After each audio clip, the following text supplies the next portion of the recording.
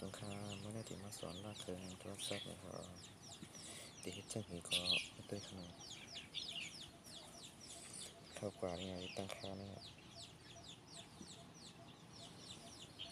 ก็มาทำไงครับแล้วก็หาคำที่ว่ารีเซ็ตข้อมูลเป็นค่าเริ่มต้น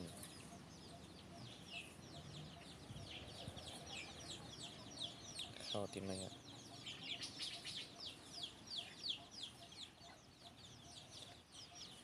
ก่อนจะล่างเทิงก็เขาก็ลองรอสำรองข้อมูลไว้ขนาดถึงรูปภาพเขาของเขาเวิร์ดเขาตีมีในเครื่องจะน่าตีหายหมดเลยนี่กดอีกทีครับนี่กดในเทียงครับ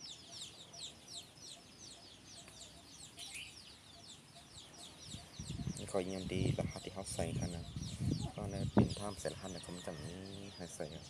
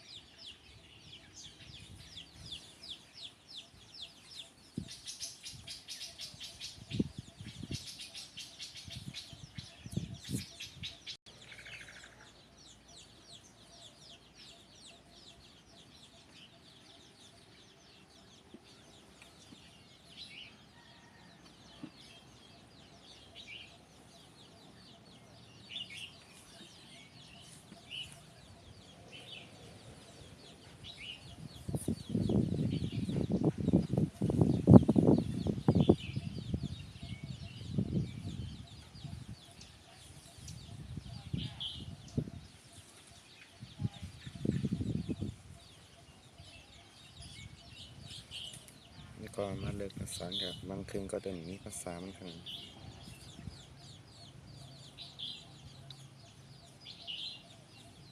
นี่กดอยู่ในขาเตียงเหลืองนี่ครับ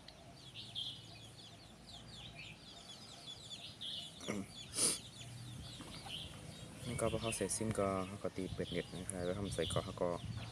เต็มเลยข้ามก่อนติมาซึมต่อแล้วครับซึมต่อ Wi-Fi ครับเนาะ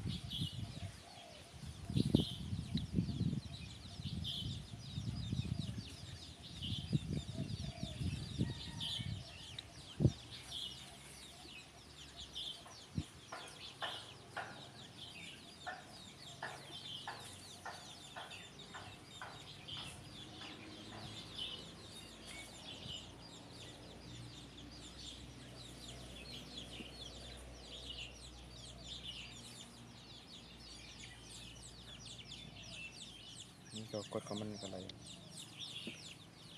กดที่ไหนครับ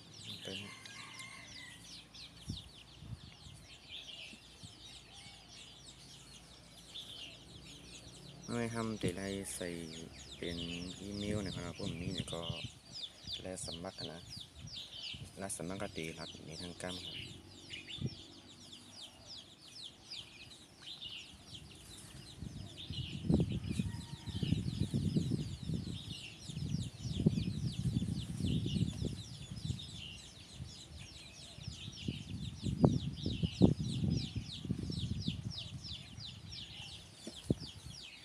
ตัวใส่ย้อนเนี่ยก็ดีกดก่อนนะครับ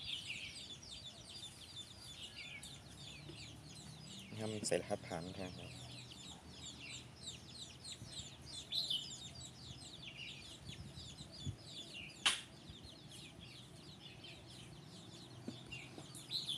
ใส่รหัสผ่านย่อกดที่ไหนครับ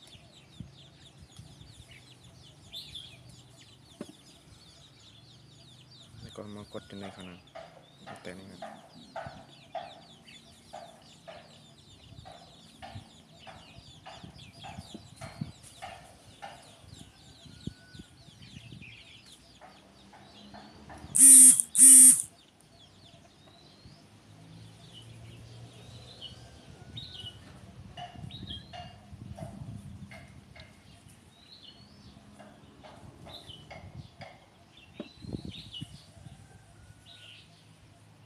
เจ้าไหนก็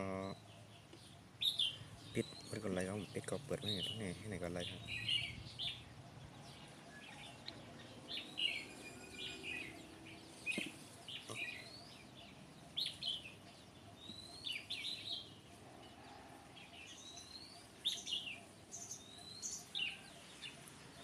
อันนี้ก็กดมานี่ครับแต่ไว้ทีหลัง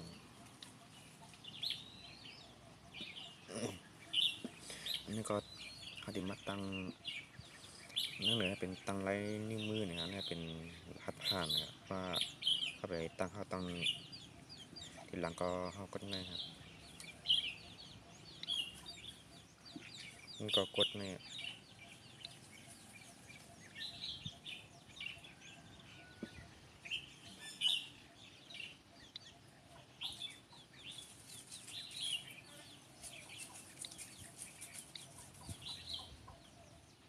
อันนี้ก็เย่าครับว่าเขาใส่อีเมลย้อนอ่ะเขาเดี๋ยวแลโหลดไอ้หังกันไลค์กันในพิสโต้นะครับเขาทำในใส่ในเขาโหลดหังกับไลค์ขนาด